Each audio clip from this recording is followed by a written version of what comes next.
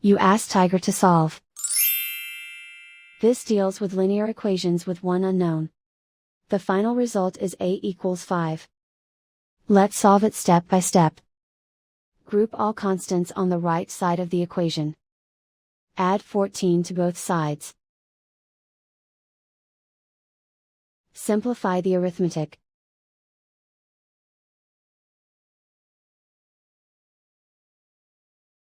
Isolate the a.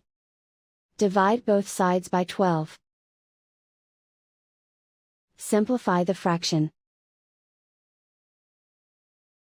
Find the greatest common factor of the numerator and denominator. Factor out and cancel the greatest common factor. And so the final result is a equals 5.